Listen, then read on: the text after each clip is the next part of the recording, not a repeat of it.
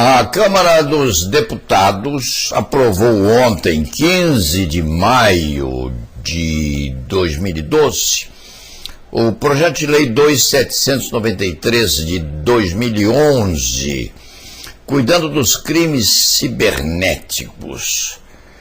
Eu coloquei aqui os crimes cibernéticos e pus um subtítulo, e os segredos de alcova.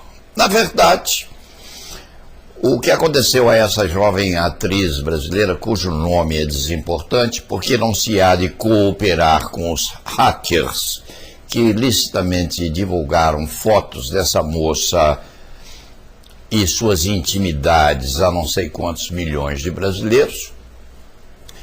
Eu coloquei um subtexto adesivo, e os segredos de alcova, porque os jovens, os cidadãos e cidadãs não se aperceberam de como é perigoso hoje usar-se aquele sistema constitutivo do Twitter, do Facebook, do Skype, programas e sistemas análogos para conversas e participações íntimas nos segredos de suas alcovas. Hoje é preciso que se saiba, ou que todos saibam, ou que a maioria saiba. Hoje não há mais segredos, gente. Todos podem, observadas certas circunstâncias, interpenetrar no sacrário do domicílio ou do lar alheio, com relevo para a Polícia Federal e as instituições investigativas em geral, dentro delas, havendo a excepcional participação do Ministério Público Nacional. Aqui em São Paulo, por exemplo, o novo Procurador-Geral de Justiça do Estado, diferenciado Procurador de Justiça atuando nos nossos pretórios, afirmou que adquiriu um guardião.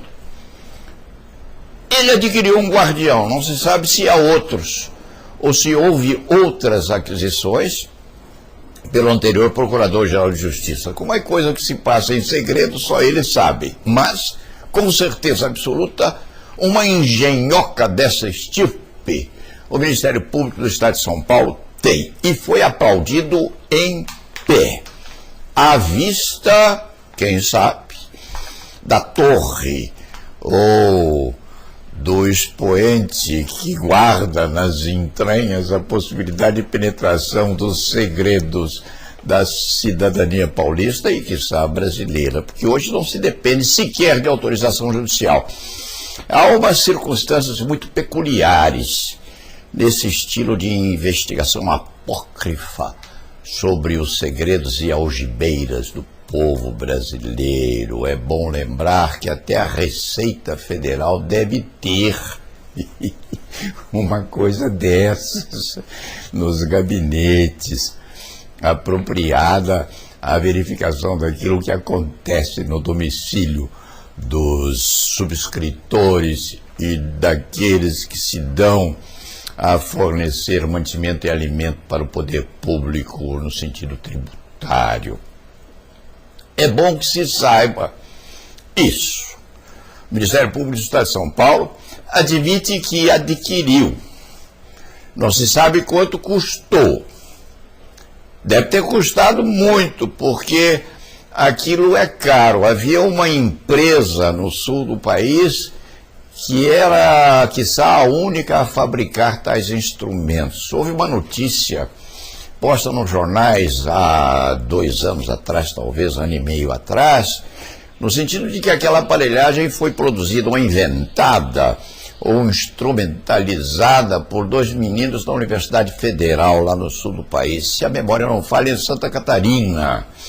Teriam vendido o sistema a uma empresa, essa empresa teria vendido o sistema ao Ministério Público, não se sabe qual seção do Ministério Público teria adquirido aquilo, E depois parece que a empresa não teria pago os meninos. Os meninos ficaram muito zangados e propuseram uma ação penal lá no Sul. Isso saiu nos jornais. Depois não saiu mais. Se houver, eventualmente, desafio, se pode saber o que aconteceu àquela altura, aquela coisa. O anterior procurador-geral da República, Celso Fonteles, quando exercia a autoridade máxima no Ministério Público Nacional, afirmou que estava a aposentar aquele guardião que estava sob o guante do Ministério Público Federal. Não se sabe se é verdade ou não, mas se ele disse que o fez, deve tê-lo feito. O que acontece com esses engenhos postos nos gabinetes das autoridades é que eles estão a preocupar seriamente, e até o Supremo Tribunal Federal, que prudentemente está a refletir sobre o que vai fazer com essas miríades de interceptações telefônicas e ambientais que são remetidas de vez em quando à Suprema Corte com falhas. Há uns buracos nas captações. Esses buracos são, é óbvio, aqueles provocados por gravações que teriam sido feitas sem autorização judicial e, portanto, seriam ilícitas. A Suprema Corte tem um abacaxi a degustar. E é um abacaxi azedo, porque a interceptação telefônica e ambiental, instrumental, se tornou tão rotineira no país que, quando a Suprema Corte tomar uma decisão sumular no sentido de regulamentar essas consequências todas, há de haver uma relação de causalidade terrível a desnutrir essa rotina, com repercussão absolutamente grave, inclusive em ações penais ilicitamente estimuladas por essa prova extravagante e anômala. De qualquer forma, o Supremo Tribunal Federal precisa investir na definição desse problema jurídico. No Brasil, hoje, não há mais segredos. E o cidadão brasileiro precisa aprender a manter a sua discrição, inclusive nas suas conversas particulares, porque se houver interesse de um investigador de esquina, no sentido de saber o que está acontecendo, por exemplo, nas interligações telefônicas entre advogados e advogados, não será difícil saber. As provedoras hoje passam nas paralelas e sabem muito pouco a respeito do que vem acontecendo. A Suprema Corte hoje legisla sim.